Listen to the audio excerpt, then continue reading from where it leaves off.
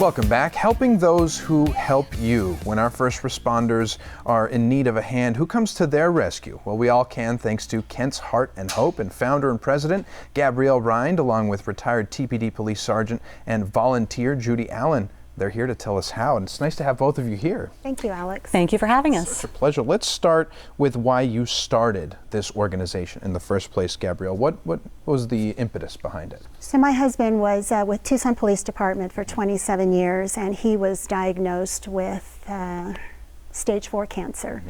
And luckily for him, he was able to take some time off, and he used up all his sick and vacation time. But during that process, we realized, what if he didn't have vacation time? What if he didn't have other sources?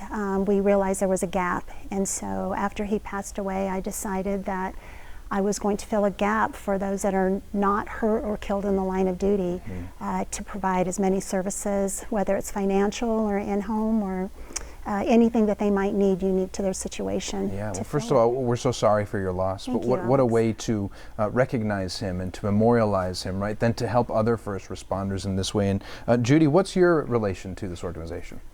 Well, I've been involved in the organization for about, I think, 2 years now, and quite honestly, almost got involved by accident. A mutual friend of ours called me, who also works with the foundation, and said Gabrielle needed help with her first 5K, and so I showed up.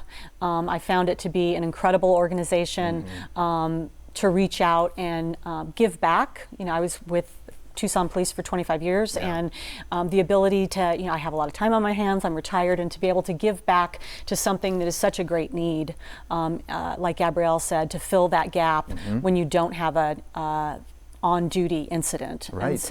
And she also knew my husband. Okay, yes. Right. Yeah. And being on those front lines, you know, you really are putting yourself out there and risking it, risking everything really for the community, for all of us, and we thank you for your time in the service, of course, and what a way to give back to those first responders and to be there in those times of need. So what are the different needs you're identifying that these first responders have that you can help them with?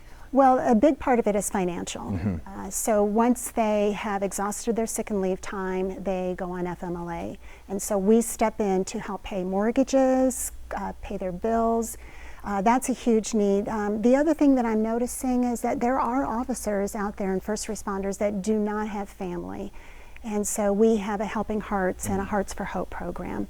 And we have been known to spend many, many hours and days and weeks in hospice care, holding hands, providing food, walking pets, relocating pets after the first responders passed away. So we, anything that is unique to that individual, we will do. It's those little things that sort of maintenance things, right? That make a big difference for someone to feel. People forget. Yeah. Like they're in control again, you know, just those little things. There was a couple officers, right, whose wishes were made true recently, come true. Right, we had two officers, unfortunately, with Pima County Sheriff's Department. Sergeant Gary Hocko passed away recently, and he had a dream come true wish, and I'll let Judy tell you about that. And we also had another TPD officer that was in a very unique situation and reached out to us for help, and we were able to do it for him.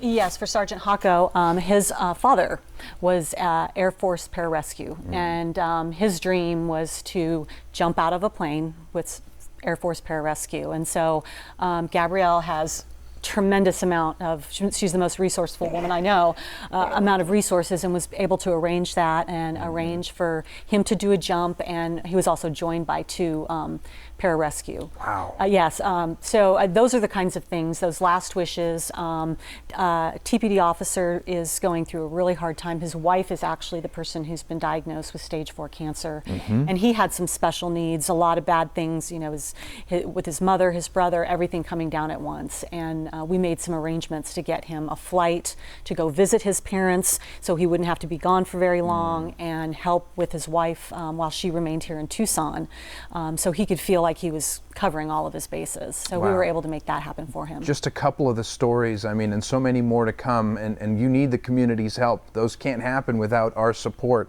So thank you for what you're doing. It's an honor to sit down with you, and thank you for being here. No, nice thank to you, see Alex. Thank you. Our pleasure.